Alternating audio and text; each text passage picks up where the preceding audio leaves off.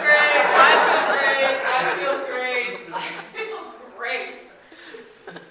I feel great. I feel great.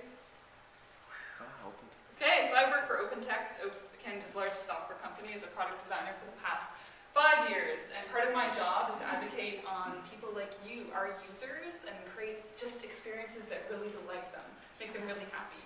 And the hardest part of my job is explaining to the people who implement that software how that software should behave. Part of the problem is geographical. I worked on over 300 projects with people in about 5 different countries and cities that you're seeing up here. And tonight I'm going to explain some of the best practices I use to make friends with those people and gain their trust, even though I never get to meet them. Well, sometimes I do. I'm lucky and get to fly sometimes. So mistake number 1, relying on email to decide anything important. So I've authored long emails, 3 or 4 paragraphs, and no one's read them. I've authored emails with 2 questions in them, just 2 short little questions, and received 1-word responses. And I've written emails that clearly no one has read based on what they've written back to me. Getting an overly busy person to read a really involved email, trying to really clearly enunciate your argument is impossible. If you write a short email, you may not say enough to convince them. If you write a long email, they're not going to read it. Oh, and sending lots of emails is going to frustrate that team across that ocean. So, what do you do? Oh, use a phone. So if you have to decide anything, call me. If you really have to write an email, write an excellent email. Google email etiquette. Follow those religiously. And if the email war breaks out, stop it. Stop the forward, stop the replies. Okay. Mistake number 2, ignoring language and cultural differences. So if you say, you'll consider that, and you're in Germany, that means you're going to make the change. If you say that and you're from Toronto, that means you're going to ignore me until your boss comes down and yells at you. So cultural differences, it's a lot easier to work with people who understand our language and understand what we mean when we say certain things. But ignoring cultural language differences means that you lose something. You lose someone's involvement, someone's idea, and the last word is ultimately someone's involvement, so I fail. Oh. Yay. So I know this part. So here's how to get around that. Be clear, speak slowly, repeat often. Take notes in meetings so that non-native speakers can read the minutes about what happened afterwards. Don't use email for anything aside from scheduling those meetings. And schedule meetings that are twice as long as you would normally schedule to make up for that time. I guess it's skipped. Time zones is another thing that, ignoring time zones is another mistake you can make fairly easily. On my last vacation, right before, I received a meeting invite for a meeting at 6 a.m. my time. Super, I'm really motivated to attend that. So logistics are hard and it's difficult, and you may have to wait to involve someone from a different time zone. But if someone insists that someone from a different time zone be involved, give them the benefit of the doubt. Think their involvement is going to contribute so much more than the logistics are going to cost you. Go that extra mile to figure out what time zone they're in. This is a great picture. If you Google Amanda, you'll get this picture.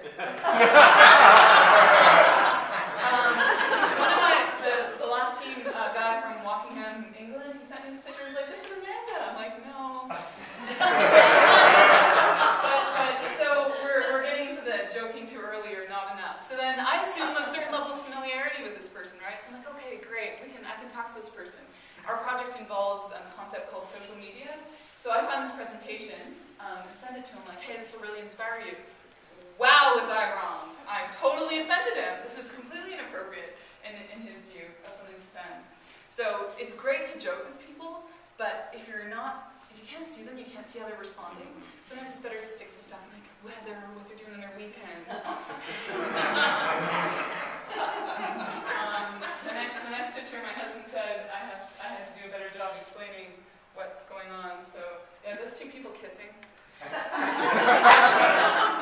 So if you don't know what the person on the other end of the phone likes, like if they have a dog or kids, if they like the rain or the sun, if they're into chocolate or chips, and if they'll tell you don't really have a relationship of trust with that person. If they're going to talk to you about the person they're kissing, you won. You're in what they've done with that person. Mistake number 5, confusing urgency and importance. I get IM messages all the time about all this like incredibly important stuff, but it's not urgent. It's nothing that's affecting my decisions right now, like or the designs I'm making. And this is something that is extremely frustrating for both your teams and you. So I'll find the notes. So if you respond to all of your communications like they're urgent, you'll quickly become overwhelmed. And if you send your important requests to your teams as if they're urgent, you're going to overwhelm them. And because you can't see them, you don't know if they're overwhelmed or if they're stressed out. So it's your job to set expectations. And my advice is set them low. Set them low. Set them as low as you can. While still doing a good job. So you can deliver. Find out who the people are whose your success depends on. Allow them to interrupt you. But ask everyone else to send you an email and schedule meetings. In conclusion, if you're feeling overwhelmed, when you're working remotely with people, if you're feeling overwhelmed or confused or just thinking, ask a question, ask for clarification. And it's my experience that when I'm on a phone call with somebody and we're moving along and I feel like I've missed something, that I'm not the only one. And when I ask for that clarification, it comes across as everyone else does too. All these photos are provided for free by these amazing users who use Flickr and license their photos with the Creative Commons license, which means that anyone in the world can use them for free. Cool. So thanks to those people.